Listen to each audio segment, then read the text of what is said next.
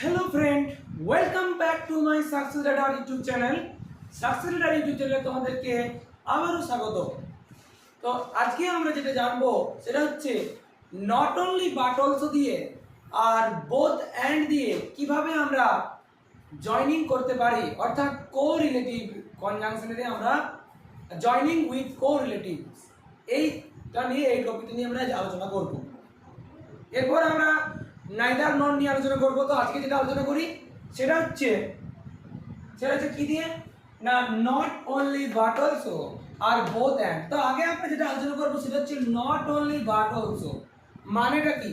মানে শুধুমাত্র এটাও নয় ওটাও, শুধুমাত্র এটাও নয় ওটাও। এই জিনিসটা সে আগের মতনই, যারা আগের ভিডিওটি দেখোনি তারা কিন্তু অবশ্যই আগের ভিডিওটা দেখবে, তাহলে এই ভিডিওটা দেখতে তোমাদের কিন্তু অনেক সহজ বলে মনে হবে এবং ভিডিওটা অনেক সহজ লাগবে, ওদের গ্রামারগুলো করতে অনেক সিম্পল বলে মনে হবে। দেখো, তাহলে আমি জাস্ট প্রথমে কি নিয়ম ছিল বলতো? প্রথমে মিল অংশটা লিখতে হবে। তাহলে Ankita is happy, she is glad. এখানে মিল কোনটা? অঙ্কিতা ইজ, তাই তো? যেহেতু সি মানে অঙ্কিতাই বোঝাচ্ছে, আমরা কি লিখবো? অঙ্কিতা ইজ। এতটা আশা করি বুঝতে পেরেছো?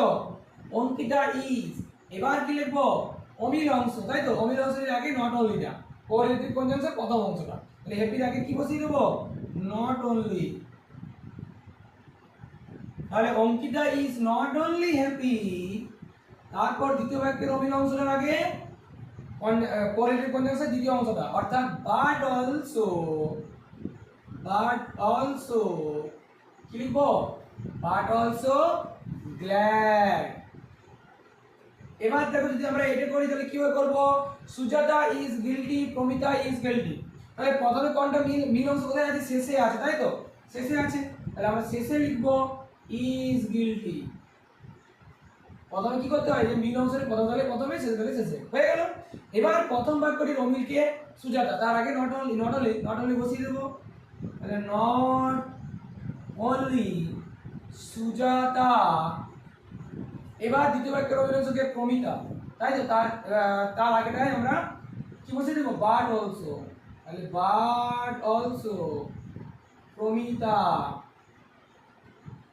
তাহলে শরীর একটু ছোট হয়ে গেল, আমি একটু বড় করে লিখে দিচ্ছি। But also Promita. তারপর তো আগের মতনই ইজ গিল্টি যেটা ছিল। তাহলে কি হয়ে গেল? Not only Sujata but also Promita is guilty. শুধুমাত্র সুজাতাই নয়, প্রমিতাও গিল্টি ফিল করে বা দোষী। প্রমিতা হচ্ছে দোষী। তারপর দেখো, আমরা বোথ অ্যান্ড দিয়ে করবো। দেখি বোথ অ্যান্ড দিয়ে কিভাবে করবো। দেখো ভালো করে, জায়গাটা একটু ক্লিয়ার করবে। বোথ অ্যান্ড মানে এটা উভয়, দুটোই বোঝাবে। তাহলে Ankita is happy, she is glad. তাহলে অঙ্কিতা হয় সুখী এবং সে হয় আনন্দিত। মানে কি? অঙ্কিতা যেমন সুখী তেমনি আনন্দিত, মানে দুটোই। তাহলে কি লিখবো আমরা? এটা অঙ্কিতা, প্রথমে মিল অংশ অঙ্কিতা ইজ। আচ্ছা, আমরা এটা মুছিয়ে দিচ্ছি, তাহলে তোমাদের জিনিসটা আরো ক্লিয়ার হবে। লিখে দিই, তাহলে অঙ্কিতা ইজ, এতটা মিল অংশ দিয়ে প্রথমে কি আছে? বোথ, তাই তো? তাহলে অঙ্কিতা ইজ বোথ, অমিলটার আগে। তাহলে happy, Ankita is both happy and guilty, sorry guilty না, গ্ল্যাড। আশা করি জিনিসটা বুঝতে পেরেছো। পরেরটা দেখো, Sujata is guilty, Promita is guilty. তাহলে মিল অংশটা প্রথমে কোনটা আছে? প্রথমে মিল নেই, শেষে আছে, তাই তো? তাহলে লাস্টে শেষে লিখে দেবো। কিন্তু একটা জিনিস তোমরা মনে রাখবে, আমি এটা করি তাহলে তোমরা বুঝতে পারবে। এখানে দেখো দুটো শব্দ আছে না, তাহলে আমরা প্রথমে অমিলটা দিয়ে শুরু করি। বোথ সুজাতা। এবারে দ্বিতীয় একটা অমিল কি? প্রমিতা। তাহলে অ্যান্ড প্রমিতা। তার মানে দেখো যে সুজাতা এবং প্রমিতা উভয়ই, তাহলে এখানে দুটো সাবজেক্ট আছে, তাই কিন্তু আমরা আর ইজ লিখবো না, কি লিখবো? আর দিয়ে গিল্টি, তাই তো? যদি কোনো অসুবিধা থাকে তোমরা বলো।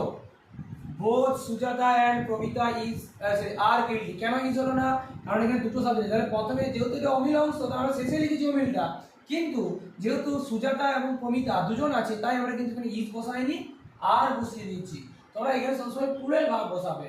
যদি এখানে ডাস যাতে ডাস হতো কিন্তু ডুয়ে হতো, ঠিক আছে? বা এখানে যদি হ্যাজ থাকতো তাহলে কিন্তু হ্যাভ করতাম।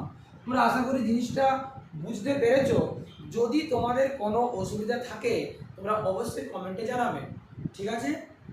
আজকের ক্লাস তোমাদের এই পর্যন্তই। আমি এবার তোমাদের নাইদার নর এবং তার সঙ্গে কিছু প্র্যাকটিস ভিডিও বা অর্থাৎ প্র্যাকটিস আনবো, তোমরা সেগুলো কমেন্টে জানাবে। 2-3টে আমি একবারে করাবো, দিয়ে তোমরা কমেন্টে বাকিগুলো জানাবে। আচ্ছা ঠিক আছে, তাহলে এতটাই। তাহলে এরপর আমি আরও ইন্টারেস্টিং ভিডিও নিয়ে তোমাদের আনবো।